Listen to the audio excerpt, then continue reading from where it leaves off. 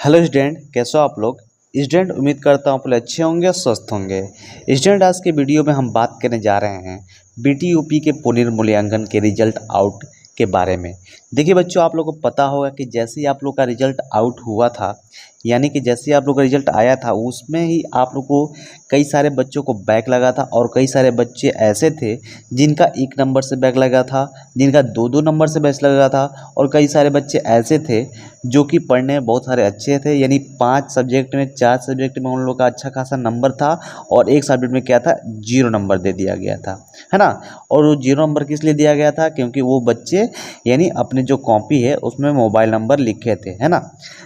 तो उसमें से ये दिक्कत वाली ये बात है कि पुनर्मूल्यांकन से पता हो जाता कि कैसे आप लोग का, अगर आप किसी कोई बच्चा अगर नहीं भी लिखा था उसका भी 0 नंबर दे दिया गया था, कोई बच्चा लिखा था तो उसका 0 नंबर देना अनिवार्य था, ठीक है, उसको एग्री किया जाता था। लेकिन कई सारे बच्चों का अगर 4 सब्जेक्ट में अच्छे खासे नंबर आए हैं और एक सब्जेक्ट में 0 नहीं ला सकता है, यानी कितना भी होगा तो नॉर्मल सी बात है, तो 0 तो नहीं आएगा, कम से कम 22-23 नंबर तो आ ही सकता था, ठीक है। तो यहाँ पे ध्यान देने वाली बात ये है कि जो बीटीयूपी है उसका वो तो डेट जारी कर दी है आपका कि 28/10/24 तक आपका जो पुनर्मूल्यांकन का जो रिजल्ट का आउट होने वाला है वो घोषित होगा 28/10/2024 को। लेकिन बच्चों, यहाँ पे सभी प्रबंधक के लिए यहाँ पे देख सकते हैं सचिव जो हैं प्रावधिक शिक्षा परिषद उत्तर प्रदेश के, ये सेवा में यानी कि जितने भी प्रधानाचार्य हैं या मुख्य नियंत्रण हैं उनको सूचित करते हुए 22/10/24 को ये सूचित किया गया है कि हर जो नोडल है वहाँ पे जितने भी उत्तर पुस्तिकाएं हैं वहाँ पे एक अगर प्रशिक्षक है तो उसको 100 उत्तर पुस्तिकाएं दिया जाए आवंटित करने के लिए, यानी कि कॉपी चेक करने के लिए। अब एक एक टीचर पे आपका 100 कॉपियाँ रहेंगी तो बर्डन बहुत ज़्यादा हो जाता है। लेकिन यहाँ पे दिक्कत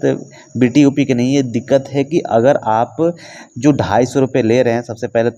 पहले तो आप लोग को 500 रुपये लिया जाता था हर बच्चे पे एक पुनर्मूल्यांकन के लिए, वहाँ पे 250 रुपये ले रहे हैं। तो अगर आप 40 रुपये भी अगर एक शिक्षक को देते हैं तो समय से उसके अकाउंट में पहुँचता नहीं है। और वहाँ पे दिक्कत ये होती है कि अगला बंदा अगर टीचर कोई है तो वो नॉर्मल सी बात है कॉपी चेक करेगा तो अपना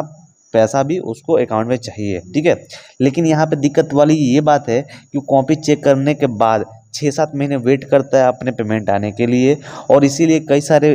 टीचर उस कॉपी को चेक करने के लिए नोडल पे नहीं पहुंच रहे हैं, है ना। तो उसी को ध्यान में रखते हुए यहाँ पे नोटिस दिया गया है कि यहाँ पे देख सकते हैं कि अगर आपका ये एक जो शिक्षक है, यहाँ पे देख लीजिए, सबसे पहले तो यहाँ पे दिया गया है कि 28/10 तक यहाँ पे देख सकते हैं यहाँ पे प्रावधिक शिक्षा विभाग उत्तर प्रदेश लखनऊ द्वारा पुनर्मूल्यांकन का परीक्षाफल दिनांक 28/10/24 तक घोषित किए जाने के निर्देश प्रदान किए जा चुके हैं, ठीक है। जिसके अनुरोध परिषद से अपने जितने भी यहाँ पे देख सकते हैं,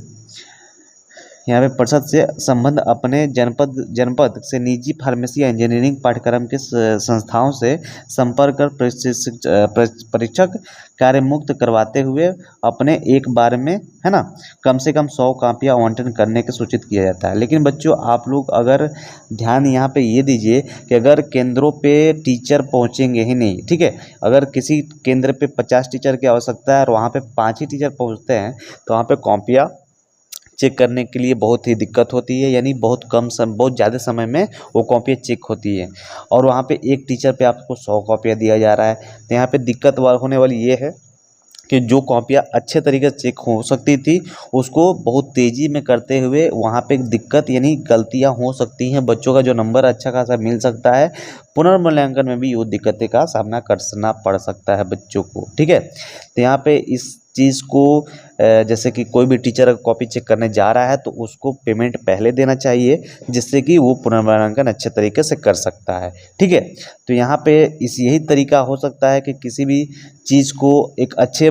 तरीके से बीटीयूपी नहीं कर पा रहा है, जिसकी वजह से ये सब परेशानियों का सामना उसको करना पड़ रहा है बच्चों। तो आप लोग यहाँ पे कोई दिक्कत वाली बात नहीं है, आप लोग को देखा जाए तो 28 तक 10-24 तक ये भी डेट आगे भी में भी बढ़ सकती है, क्योंकि अभी तक जो टीचरों की जो पुनर्मूल्यांकन का जो काम है वो समाप्त नहीं हुआ है और बहुत ज़्यादा ही लोड बढ़ता ही जा रहा है, क्योंकि आप तो समझ सकते हैं एक कॉपी पे एक टीचर 100 कॉपी चेक करने में, और वो भी आज 25 तारीख है और 28 को आपका रिजल्ट घोषित करने का ही प्रावधान जारी कर दिया गया है। तो यहाँ पे दिक्कत हो सकती है, इन डेट ये आगे बढ़ सकती है, लेकिन जैसे नोटिस कोई भी आती है इस चैनल पर आपको सबसे पहले नोटिस देखने को मिलेगा। और मिलते हैं अगली वीडियो में नए टॉपिक के साथ, तब तक के लिए बाय।